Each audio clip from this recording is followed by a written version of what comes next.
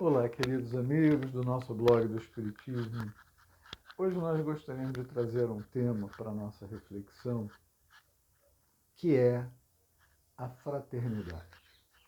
Qual seria o conceito filosófico, comportamento, atitude de fraternidade?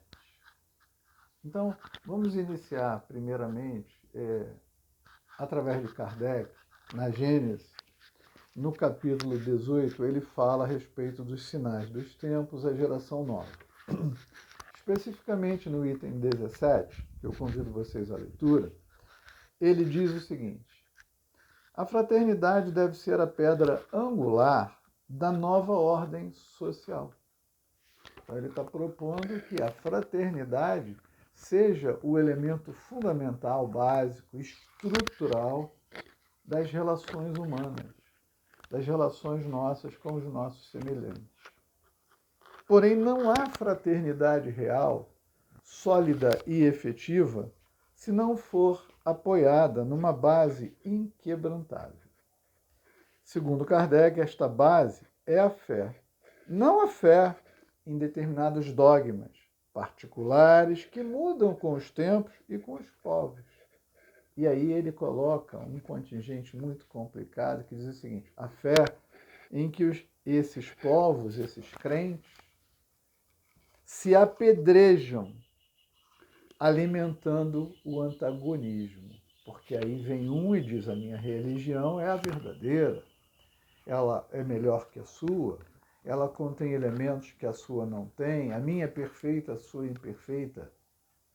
E aí a religião não cumpre o papel da fraternidade, porque muito mais separa, desune, afasta do que integra. É muito interessante quando dois irmãos brigam, que a mãe pegava antigamente, dava umas chineladas nos dois, independentemente do fato.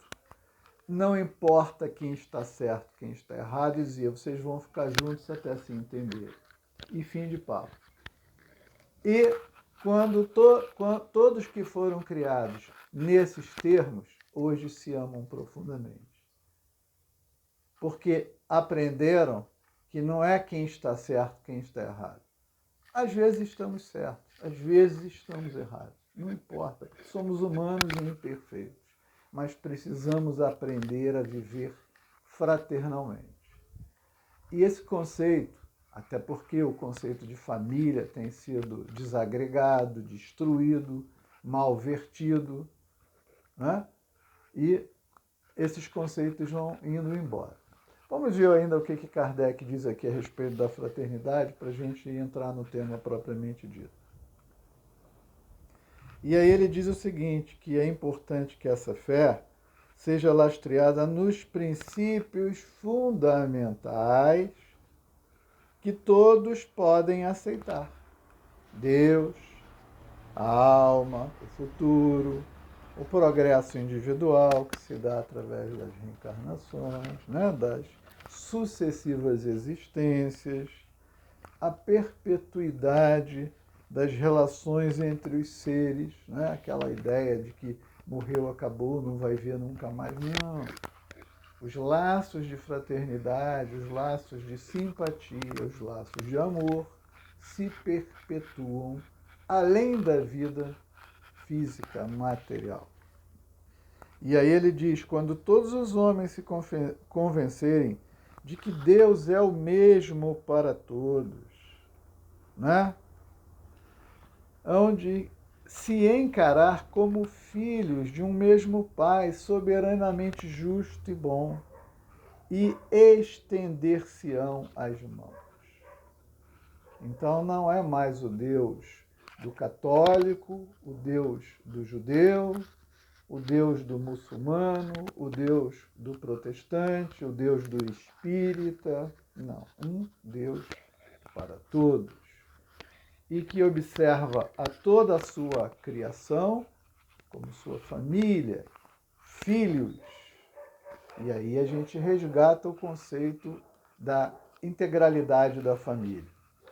E aí Kardec conclui: é esta fé que o Espiritismo proporciona e que de agora em diante será o eixo sobre o qual se moverá o gênero humano, quaisquer que sejam o modo de adoração e as crenças particulares.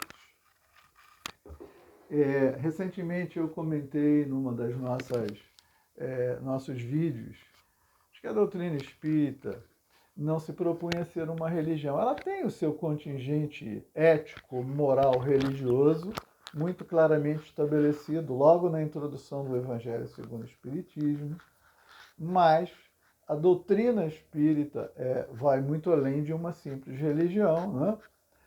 E algumas pessoas gostaram, outras não gostaram, faz parte do processo, mas segundo Kardec, a base filosófica proposta pela doutrina espírita precisa ser assimilada, percebida, compreendida por todas as crenças. Porque na medida em que nós percebermos um único Deus, uma única família, o que Jesus falava? Um único rebanho. E as pessoas não compreendem isso. A família, como diz no Livro dos Espíritos, Kardec faz a pergunta, né, aos espíritos superiores: o que representaria para a sociedade, para o homem, se nós negligenciássemos o conceito de família? Espiritualidade superior, sem hesitar, diz assim: provocaria um imediato recrudescimento do egoísmo.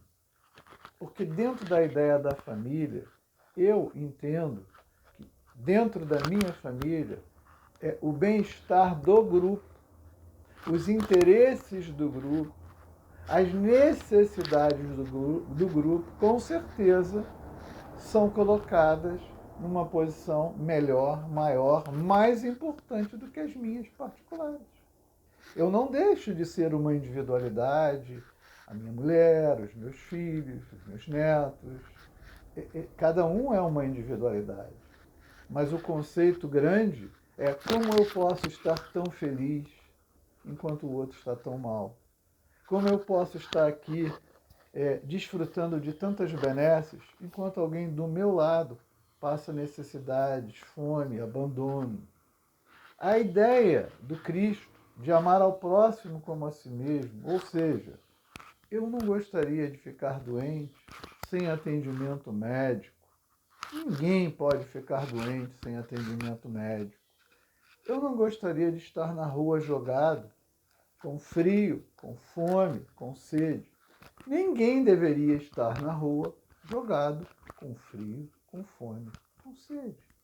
Eu gosto de boas escolas para minha família, para os meus filhos, para os meus netos. Tem que haver boas escolas para os filhos e netos de todos. Oportunidades justas e boas para todos. E as pessoas não entendem o que seja fraternidade. Enquanto nós não percebermos a importância, não de estabelecer bases socialistas, em que uns não se esforçam e ficam a reboque do esforço alheio. Não é essa a proposta. O próprio Livro dos Espíritos, nas questões 811 e 811-A, dizem que as igualdades não são possíveis porque os esforços e os talentos não são iguais.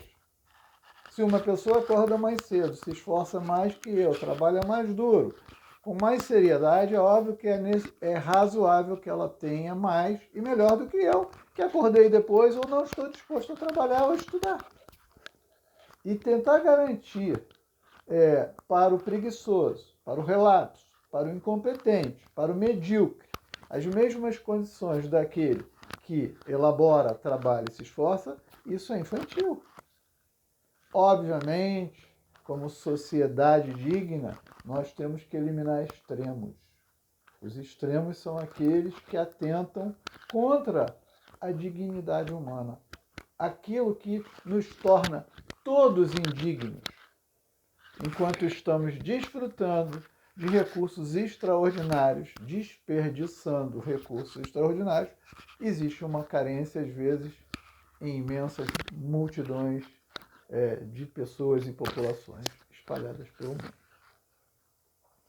Então, o conceito colocado por Kardec é como nós vamos orientar a nossa vida, a nossa sociedade, a nossa administração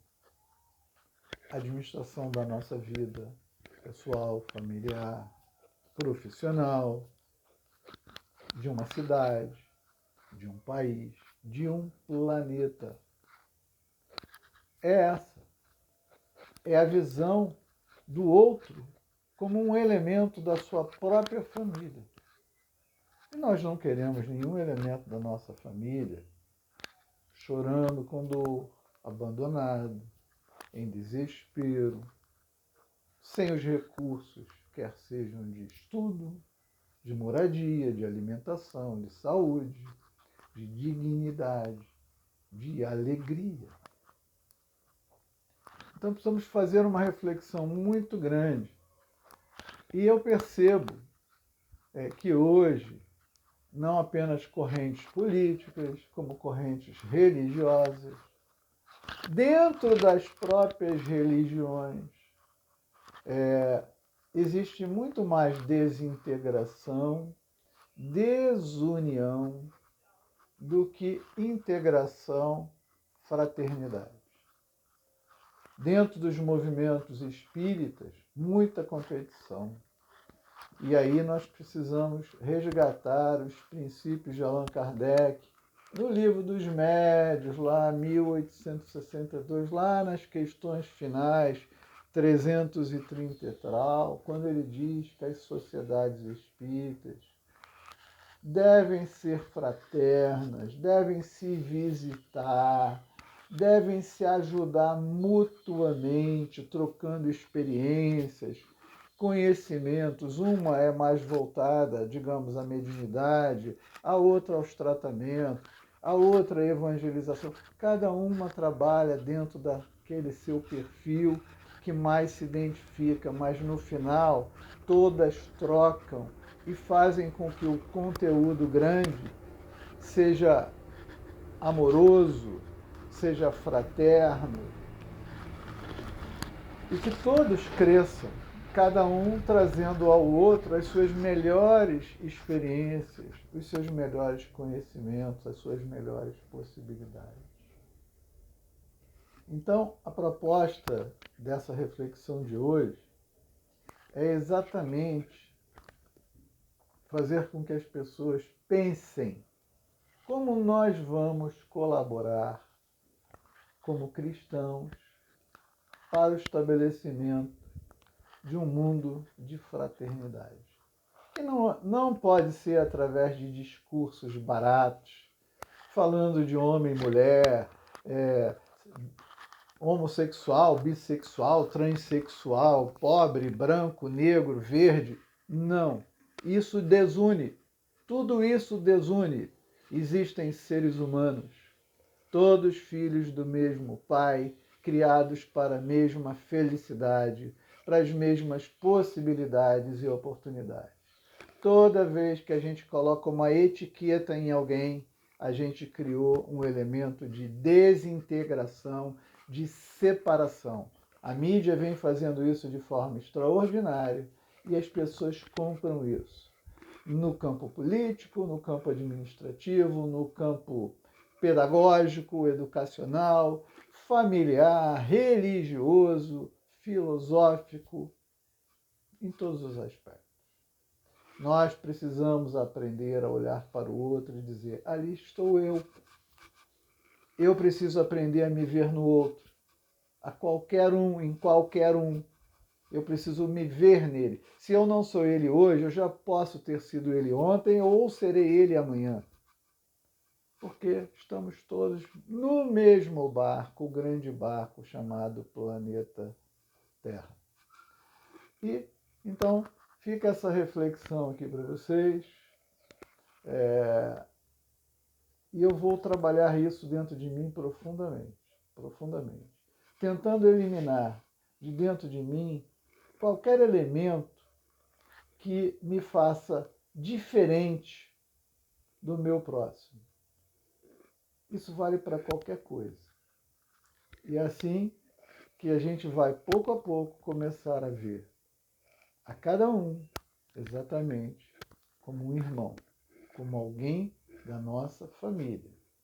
A fraternidade, a grande fraternidade do planeta Terra. Bom dia, muita paz.